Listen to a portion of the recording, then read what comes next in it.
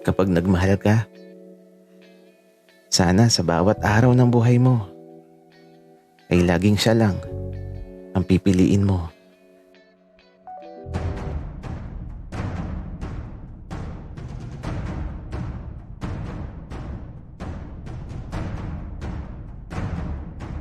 Kaibigan, huwag mong kalimutan mag-subscribe sa aming channel at huwag din kalimutan i-click ang notification bell at subscribe button. Subscribe na!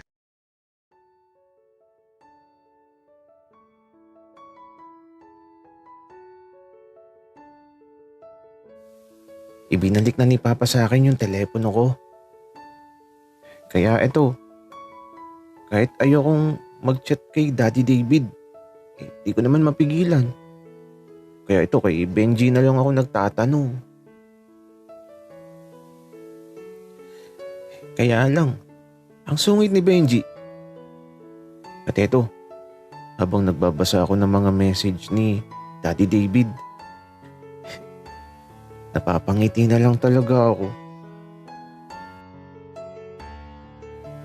Simula ba naman Biyernes hanggang Lunes yung mga message na napakadami. Hindi ako nagsawang basahin yung lahat. At ang pinakahuling chat niya ngayong gabi, kahit pigilan man ako ng tadhana sa pagmamahal ko para sa'yo, babaliin ko ang ihip ng hangin pabalik sa landas mo dahil mas matibay ang pagmamahal ko kaysa sa tadhanang pinaglalayo tayo.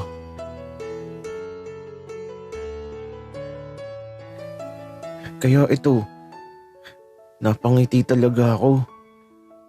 At yung sinabi ko sa sarili ko na ayaw ko na, ay eto, binabawi ko na. Gusto ko na ulit. Kaya lang, hindi mo na ako makikipagkita kay Daddy David. Hihintayin ko na lang ang araw ng Sabado. Kasi hindi ko din talaga alam kung bakit gustong makausap ni Papa si Daddy David. Pero para makasigurado, eto, naghahanda na din ako. Kung di man naayon sa nais ng puso ko ang pag-uusapan nila, Papa, sa Sabado, mas susundin ko na lang ang puso ko sa tunay na nilalaman nito. May mga damit na ako na nakahanda para kung aayain man akong umalis ni Daddy David, bibit-bitin ko na lang. Kasi eto, naihanda ko na. O kung tatakas man ako, mabilis lang ako na makakaalis. Kasi maliit lang naman tong bag na inihanda ko. At di halatang maglalayas ako. Wala nang atrasan to. Kaya naman, matutulog na ako. At sana, sumapit na ang araw ng Sabado para malaman ko na kung ano nga ba ang naisabihin ni Papa kay Daddy David ko. Sa bawat paglipas ng mga araw, lagi akong inaaya ni Benji na pumasyal sa kanila. Kasi daw, laging sardinas na ang ulam nila. Kaya lang, ayoko kasi baka tanungin ako ni Daddy David kung bakit di ako nagre-reply sa mga chat niya. Kada oras kasi talaga may chat si Daddy David. Ako naman napapangiti lang kapag natatanggap ko yung mga chat niya. Lagi na lang may I love you sa dulo. Uy, Arturo, ngiting-ngiti ka ah. Ano yan? Mabasa naman. Gagi, wala lang to. Tsaka Benji, bakit parang lagi mo akong pinipicturan? Oo Arturo, pinipicturan talaga kita kapag nakangiti ka. Tapos, Sinesend ko kay Papa. Gagi. Totoo ba, Benji? Nakakainis ka. Bakit mo ginagawa yun? Napag-utusan lang ako, Arturo. Ayaw mo daw kasi mag-chat kay Papa. Nakakainis ka, Benji. Ay, naku. Arturo, ang arte mo. Miss mo na din naman si Papa. Tsaka, miss ka na din daw niya. Oy, Benji, ikaw ba? Huwag mo nga akong pinagtitripan. Kinikilig ka lang eh. Pero alam mo, Arturo, bagay kayo ni Papa. At saka, payag naman ako. Di na ako kukontra. Basta masaya si Papa. Masaya na din ako. Benji, alam mo, sana lahat ng tao kagaya mo. Yung masaya sila sa kasiyahan ng iba. Hindi yung pinag-uusapan ka, tapos yung iba sisiraan ka.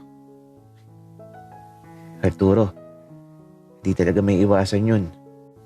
May mga tao kasi talagang ganun ang kaligayahan. Masaya sila sa pagbagsak ng iba.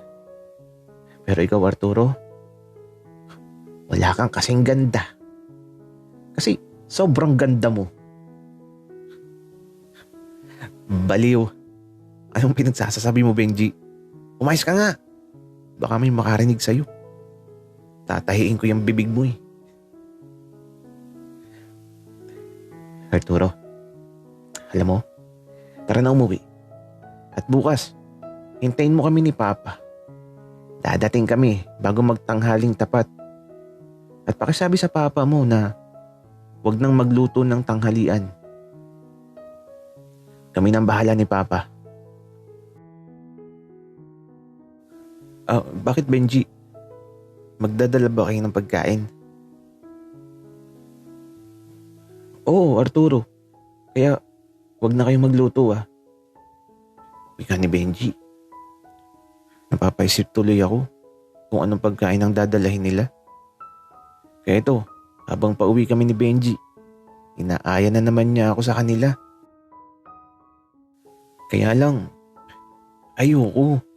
Tsaka, Sabado na kinabukasan, magkikita na kami. Mas maganda kung sa bahay na lang ang muli naming pagkikita. Kaya ito, nang makauwi na ako, halos tanghaling tapat pa lang. Half day lang kasi ang pasok namin kapag Biyernes. At ito, mag-isa lang ako sa bahay. Nakaupo nga lang ako dito sa may pintuan habang pinagmamasdan ng malawak naming bakuran. Medyo bukid kasi tong lugar namin. Sina Benji kasi sa bayan nakatira. Ako naman, dito sa kabukiran. Napapangiti na lang talaga ako kasi naiisip ko na kaagad ang mga pwedeng mangyari bukas kapag nagkita na ulit kami ni Daddy David. Baka hindi ko maitago yung kilig. Tapos, lagi lang ako nakangiti. At kaya lang, baka magalit si Papa. Ay naku, kapag nagalit si Papa, lalayas talaga ako. At magtataanan na kami ni Daddy David.